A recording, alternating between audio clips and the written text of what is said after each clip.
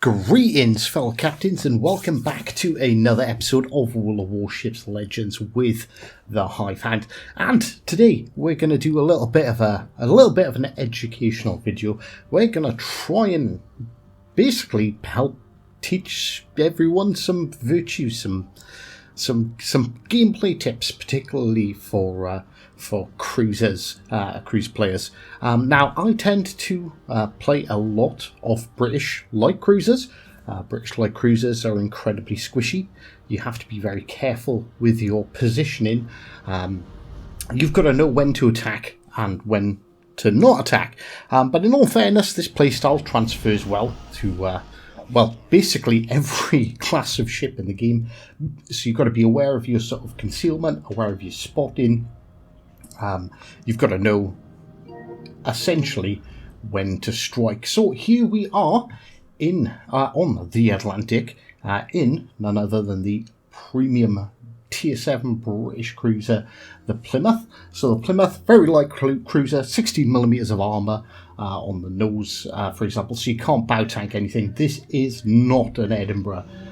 Even though it's technically the same class of ship, but yeah. So it's a very potent ship. It's incredibly powerful, but it's incredibly squishy as well. So you really have to be quite smart with how you play it. So you can see we have a Synop on our flank, and there is also another battleship, but he's currently asleep or attending to his cats. Or he's found that pot of glue, and that's it. He has absolutely no intention. I'm pretty sure he doesn't take part in this battle at all whatsoever. As you can see him there. What is he? It's the King George, and yeah. He's just admiring the scenery, sleeping with the fish. But who knows? Who knows what he's doing? So we still need to protect this flank. We can't just abandon it and run off to the other side. And see, predominantly the ships in the middle have gone to the right. So you know, our options are kind of limited.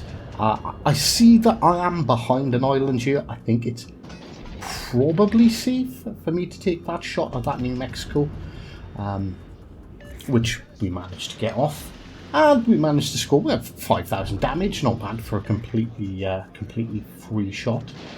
The Chapayev seems to be, or appears to be, it's the only spotted ship so far on this flank. As you can see, I'm slowing down a little because I know my detectability is 5.4. Chapayev is 5.6 kilometers away. So I want to get a clean first shot off at least at this Megami, who happened to be sitting broadside.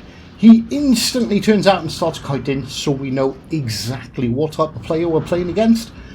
I'm not going to bother firing at him again because it's essentially pointless. He's just going to rudder, shift and run away, and if we continue to shoot at him, all that's going to achieve is that the enemy team's going to know our position.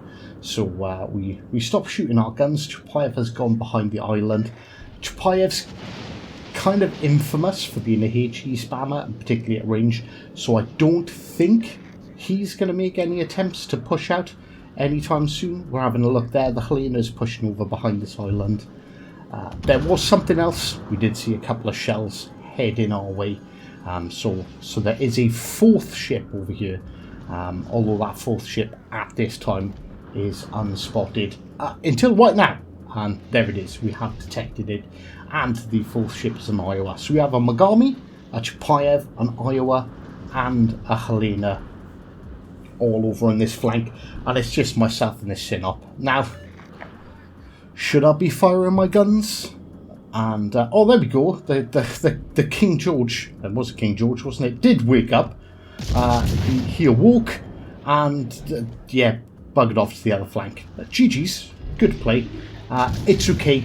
Turns out we're not going to need you over here anyway. So yeah, I expect the Synop is getting absolutely hammered by the HE of the Megami and the Chapayev. A little bit premature putting that fire out, but I honestly expected this Helena to die a little bit quicker than he did.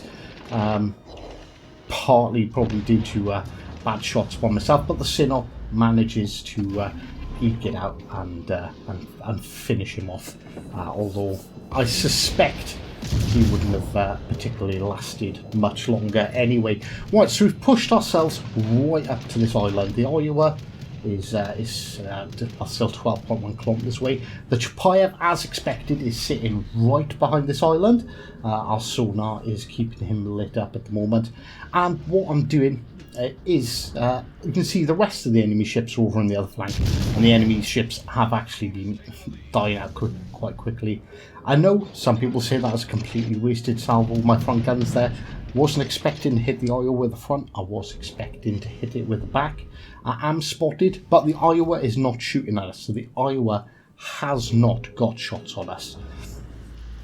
So we can we're gonna hold our position here. If I push out, there's an Iowa there. The Iowa is gonna absolutely wreck me. We keep an eye on the Chapayev. We're looking to see if he's gonna push by switching to our torpedoes, so we can see what direction he's travelling in. We're spotted by a plane. I'm assuming, well, in all fairness, that could be any one of the 3 ships out there. Well located, so one of these are using twist and track. But yeah, if I push, I'm going to die. So what am I going to do? I'm not going to push. I'm just going to sit here and wait for the enemy to make a mistake. Once again, we take some shots at the Iowa. We're going to have to turn. He's not in a position, again, he's not in a position where he can shoot us back. Our front turrets are going to hit the island, but our rear turrets are going to leap over. We're going to reverse back a bit, so we should be able to take a bit more of an advantage of using all of our guns.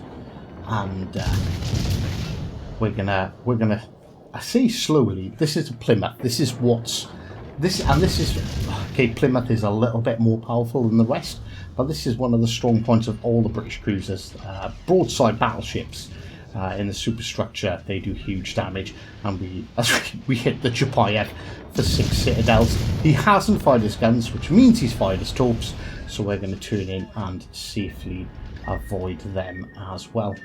The DD is clearly spotting this Iowa for us. So what we're going to do, we're going to slow down as we approach the edge of this island. We're going to do, any second now, we're going to start running our smoke. We get our front turrets away because we know they're poking out the island. And there we go. We're going to start our smoke. We're going to push forward a little bit more and try and get our. We need to edge forward a little bit more. Iowa completely doused the shots that he did manage to have on us. And yeah, like I said, this is a bit of a trait of all British cruisers. Broadside battleships, you aim, for the upper deck, sort of lower part of the superstructure, and they do sort of. Alright, okay, you might not think, 5k is not much. 5k every 5.5 seconds soon adds up pretty darn quickly. As you can see, we're absolutely just absolutely tearing this Iowa apart. Granted, it's partly because the Iowa has got himself in a very compromised and silly position. We're pretty sure this salvo is going to finish him off. It does, and we decide to push out. The Mogami is now actually the last ship left alive in this team. We probably could have held those shots for another couple of seconds. Fair play to the Mogami. He did recognise that we were pushing, and he did come out, but yeah, that didn't save him. He got absolutely wrecked, and that's the end of his battle. So essentially what we're looking at, what we should have learned there is about patience, knowing when and when not to push. Obviously Chapayev didn't know when to push. That's why he sailed out right in front of us and got wrecked. We didn't push the Iowa, so we survived. We ended up with high caliber. Unfortunately, I don't think I obviously missed the end of this battle, but I think this one was a 3,800 base XP and 1 million credit game. I don't know if I have that particular part saved. I might have the screenshot if it's saved, and if it is, I'll pop it in at the end here. But hope you enjoyed. Hope you all learned something, and of course, until next time. Take care.